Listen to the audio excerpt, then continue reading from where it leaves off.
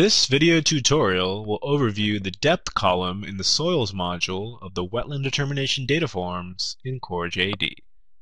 So as you can see here, I already have my data form open and I'm already in the soils module. So here I have a blank soil layer profile, and here is the depth column, the first column here.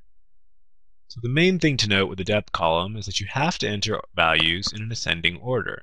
So if I were to enter 6 here, I'm not able to enter a depth of 4 or anything less in the second layer. As you can see here, I get an error message.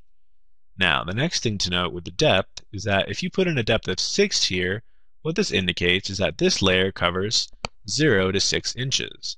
Similarly, if I were to put in a value of 12 here, I would get a soil layer for 6 to 12 inches. So the first layer comes from 0, and every layer after that comes from the previous value. So 6 to 12, and now let's say 12 to 14, and so on and so forth. So let's say I had entered some matrix values for 14, but it so happens that my redox has some values here, but it also has an additional set of redox values. The way to enter that would be simply to put in a value of 14 again, and you will see that your matrix values fill in automatically as the same, and now you have the ability to put in your additional redox colors. As you can see here, I now have 2 layers at depth of 14 inches from 12 to 14 with multiple redox values.